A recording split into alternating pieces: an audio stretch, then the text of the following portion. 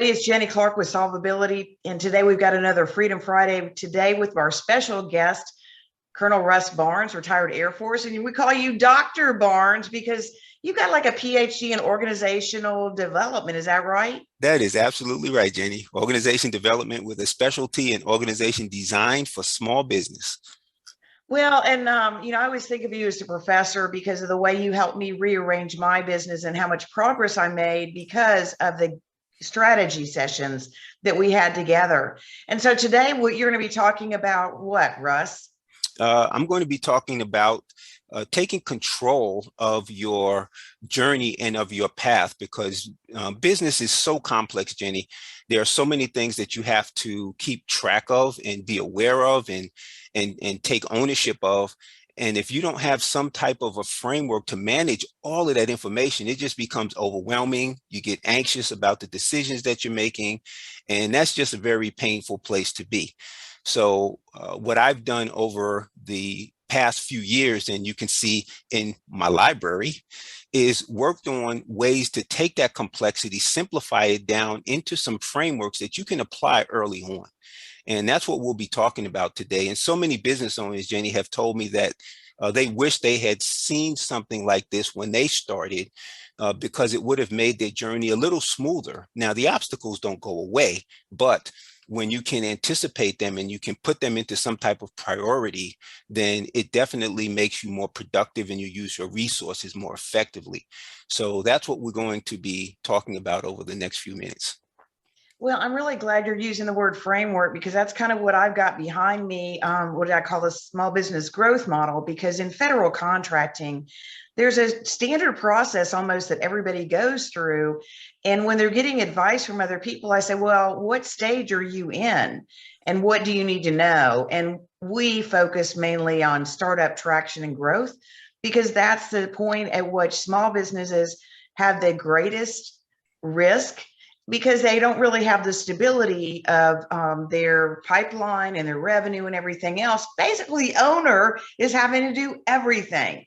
So, Russ, I'm going to turn it over to you and let you just take it away from here with your Yeah. presentation. Yeah, absolutely, Jenny. And we have a really good team of folks who work these projects, and I really am motivated and enthusiastic about dovetailing into what you have created with the growth model because it's so effective in helping business owners think. And what I'm looking at is helping business owners think like an experienced business owner, even if they don't have any experience. And that's the real challenge in getting through those phases. So I'm going to bring up some slides here, Jenny, and we're going to focus in on setting your strategy for GovCon success. I spent many years with strategy, and I'm going to talk about that in a quick second. But strategy and the idea of strategy can be as complex as anything else that you do in business. But as a small business owner wearing all the hats, we have to make sure that it's effective enough for us to be able to apply it. So we're going to talk about setting your strategy for GovCon success. And I'm going to do a little plug because in the next month, we're going to talk about setting your systems for GovCon success. And then after that, we're going to talk about setting your sales for GovCon success. So this is the basic framework that we're going to use to continue through with the other things that we follow on with. So what we're going to talk about, the framework is what I call mission mapping. And mission mapping is based on the definition of strategy that we use, which is how to get from where you are to where you want to be. Again, making it as simple as possible so you don't have to memorize some complicated definition of strategy. This is very simple and simple to apply because there are really just three components to it. Where you are, which we can figure out and we can sit down and have that conversation. Where you want to be, which is where many business owners struggle because looking into the future is really challenging.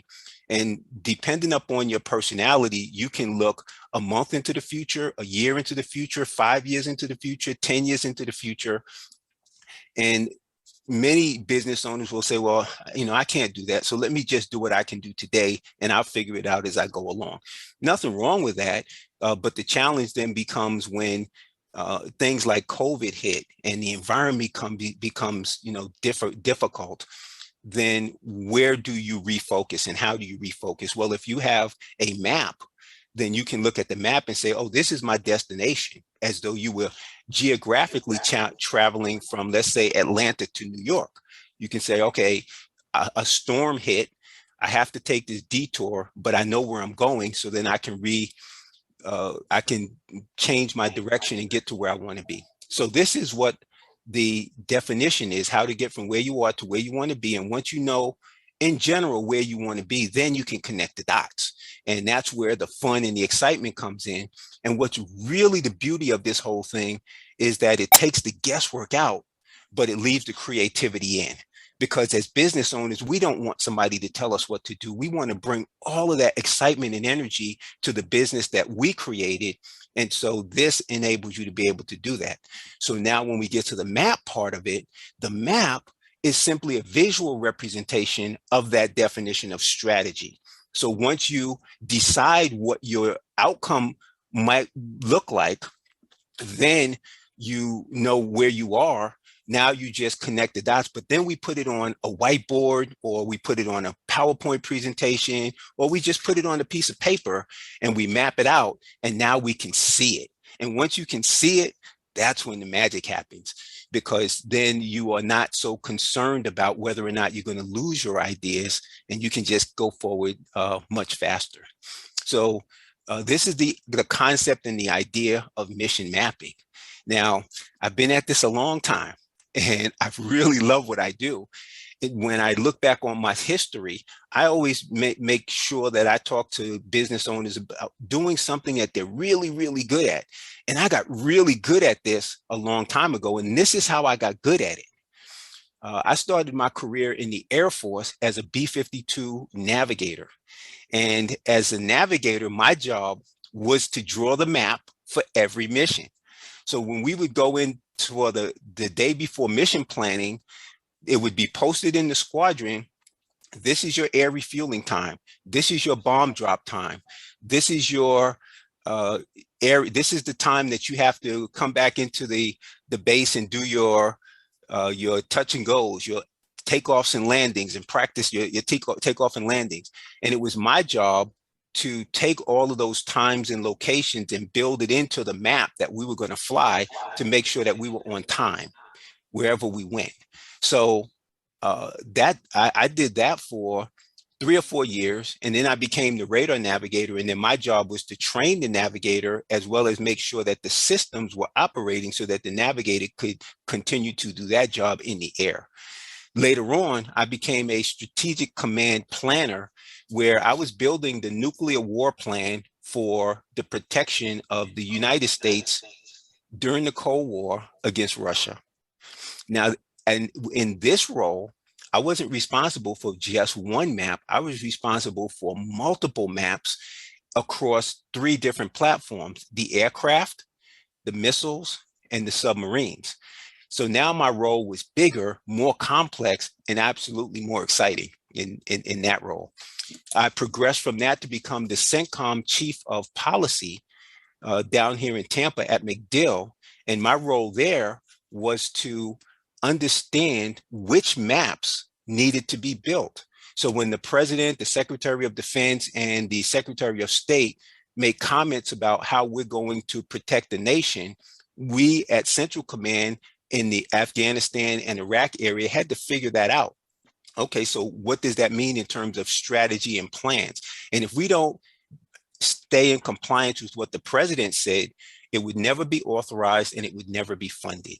So this is the journey that brought me to creating Sistro Solutions. And when I saw the painful situation of business owners who were in this pre-profitability stage, they don't have money, they don't have people, they don't have enough knowledge to move forward, I saw a connection where I could bring all of that experience, craft it into frameworks that would effectively help small business owners to become successful in a way that was meaningful, and in a way that they were going to be able to make the money that they wanted to make to live the lifestyle that they wanted to have at the end of the day.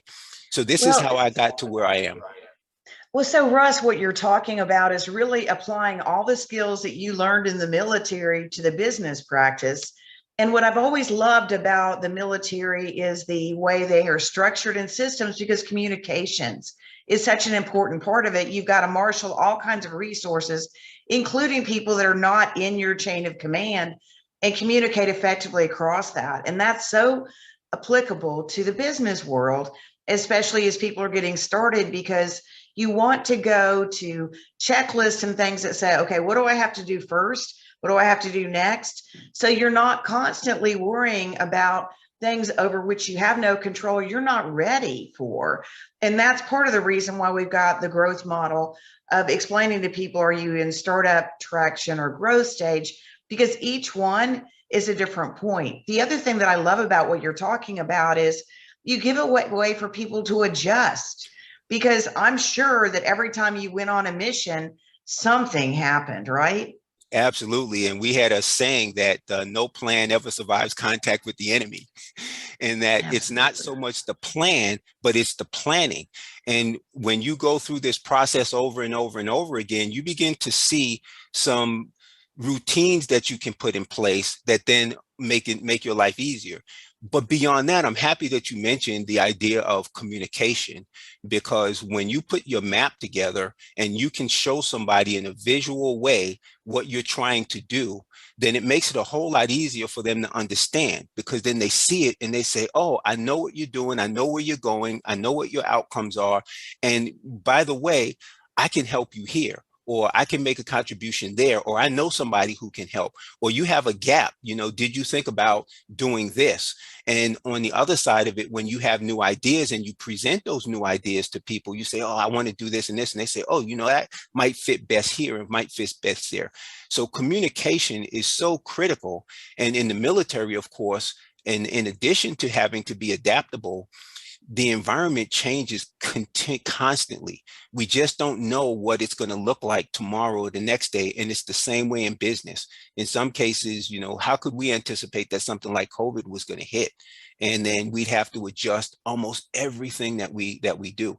And when you have a framework to look at what you're doing, when you have a destination that you can see and describe, and in some cases even quantify, now it makes it a little easier for you to make those decisions, and the amount of anxiety decreases significantly. All right, well, take us to the next place. So we're going to talk about the map and how do we put this thing called a map together. The main key benefit behind putting together a map, again, is the directionality. Because when you don't have a destination, then you could be going in so many different directions and you don't know where you're going to end up. I see many business owners who have 3, 4, 5 different business ideas that are trying to execute all at the same time. And it's difficult enough to execute one business model. And so when you start getting into 3 or 4, it's a real challenge. And the reason they find themselves in that situation is because good ideas pop up all the time. And especially when you're really good, people will say, oh, can you join in this project and join in that project and this other project? And if you don't have an understanding of alignment to where you're going, then you jump into everything. And then it just becomes, again, overwhelming for you. So directionality is key. Having a clarity of your purpose, making sure that you're solving a specific problem with the strengths, talents, and abilities that you have, that you possess. When I realized after retiring and going into business that my strengths were strategy development and organization design, it was such a game changer for me. I didn't know that when I first retired from the military. It took me a while to figure that out. Once I did, however, I was able to then take a look at the problems that I could solve using strategy development and organization design. And that's actually what drove me into the PhD program, because I used that program to help me gain understanding, to connect with the community of people who know how these things work, to learn how to create new knowledge that was effective and proven. And so it was all very well aligned once I had directionality. So again, it's all about where you are. You take an assessment, you determine what success looks like. And I want to make this point. When I retired from the military, success was becoming an entrepreneur. It wasn't it wasn't crazy. It wasn't detailed. It wasn't all this. It was just becoming an entrepreneur. And that was enough to give me directionality. For some of you, your desired outcome is, I want to win a government contract. I want to build a federal contracting business. And so that is your outcome. And it doesn't have to be any more uh, specific than that, because what it does is it enables you to start asking the right questions. And so that's where we come into the where you want to be part. And the government buys everything. And it can be overwhelming just to look at the NAICS codes and how many opportunities are there. And then you have to get into the money part, which is the pricing of it. And how do we come up with what we will charge for what we do? So now this is the simple construct that is the game changer. It was a game changer for me, and it's been a game changer for so many people I've worked with. And Jenny, you've said this many times. Now I'm going to add in another little personal story here, because I think it might help the point. Every year I set a goal for myself to run 1,000 miles a year. And that sounds like a big goal. But when I broke it down, it really broke down to 84 miles a month, 21 miles a week, and 3 miles a day. Now, how challenging does it sound to do 3 miles a day? Not very, For me, that sounds like a lot. Yeah, for me, there were times years ago when I was much younger when I might run, 6 or 7, miles in a day. So for me, that just didn't sound like a lot. Now, if that is a much bigger goal for you, then you can do something like say, well, I'm going to set a goal to run 500 miles a year, which now is 1.5 miles a day, or 250 miles a year, which is now 3/4 of a mile per day. So you see how the math works. And you can, if you looked at 1,000 miles, and I don't recommend people do that because I've been at that a long time. My next door neighbor asked me about what I do because he saw me running every day, and he decided to apply the same thing to swimming because he loved to swim. And he was so excited about the way it gave him the determination to be able to do what it was that he wanted to do. And at the end, the meaningful part of that is that I wanted to be fit, and I wanted to be fit to fit my clothes. But it also gives you energy when you're exercising every day. So there's a meaningful aspect to it, as well as the routine, being able to establish a routine. And the other thing I'm going to say about that is I don't have to run 3 miles every day. I can run, we have 365 days in a year. So, 330 days out of the 365 gets me to 990. So I have some wiggle room in there. And so if it's raining out, I don't have to go run. If I feel really great, I can run 5 miles. If I'm not feeling so good, I can run 1.5 miles. And I have what I call non-routine routine. And I also have what I call structure without restriction. I have this structure in place, but within that structure, I can do whatever I want to do in whatever way I want to do it, as long as I hit my measurements along the way. And if I find myself behind, I can speed it up. If I find myself ahead, then I can take some more time off. So that's the philosophy behind this whole program. And now we're going to get into some specifics. This is a generic GovCon milestone map. And as we all know, and Jenny, you've been down this path so many times, yourself and with so many people, and you have the undeniable requirement to have a past performance. Otherwise, you can't do business with the government. And I tell people all the time, before you can do business with the government, you have to be able to do business. So performance is key. What is your product? How many sales do you already have? What are your customers, and how many employees do you have or do you need? Are you positioned to be able to come in and solve some problem that the government has? And then you need to get into your certifications. And SAM is the primary certification right now within that SAM program. You can do just about everything you need to do. Now, I'm a veteran. I'm not service disabled, but I can go out and get a veteran-owned